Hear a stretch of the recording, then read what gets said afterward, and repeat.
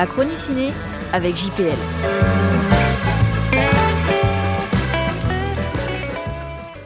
En fanfare, le choc des mondes. Emmanuel Courcol est l'heureux réalisateur de 2 films plus qu'intéressants. En 2016, Cessez-le-feu et en 2021, Un triomphe. Mais avec ses 103 minutes, il surpasse et de très loin la qualité de ses précédentes réalisations.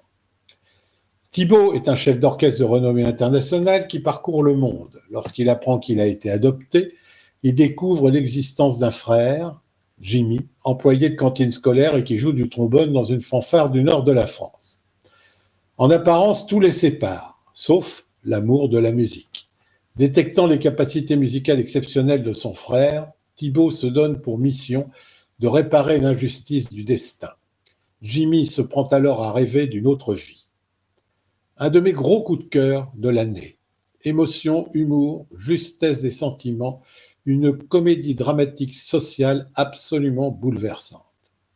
Ça fait plus de 10 ans que l'idée d'une rencontre improbable d'un univers populaire avec un chef d'orchestre classique germait dans l'esprit d'Emmanuel Courcol. Et pourquoi pas, nous dit-il, à travers 2 frères au destin contrarié qui incarneraient ces 2 mondes si différents. Le film se nourrit de musique classique et contemporaine, de jazz et de variété, et confronte aussi des pratiques musicales et des modes de vie très différents. Mais en se limitant à ce strict sujet, le film risquait de se résumer à son aspect quasi documentaire. L'idée forte est ici d'interroger le pouvoir fédérateur et réparateur de la musique sous toutes ses formes. Si collectivement elle peut cimenter une communauté dans une société qui se fracture économiquement et socialement, elle est aussi le lieu intime du rapprochement de 2 frères que tout oppose.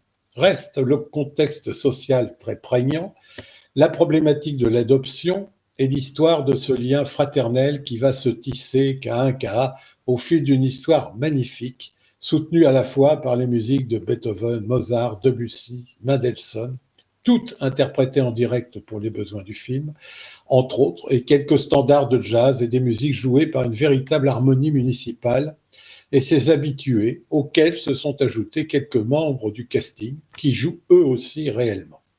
Ça sonne juste et vrai à tous les points de vue. Vous sortirez de là le cœur en vrac, tant l'émotion est palpable dans une des plus belles histoires racontées au cinéma cette année.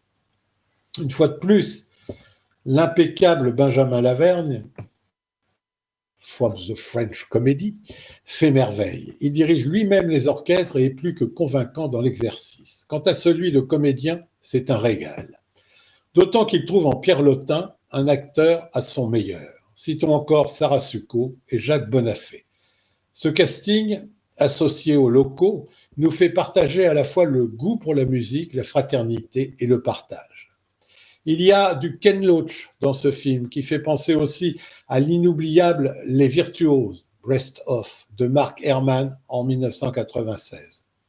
De sacrées références pour un film déjà couvert de prix du public dans divers festivals, qu'il ne faut d'ailleurs rater sous aucun prétexte.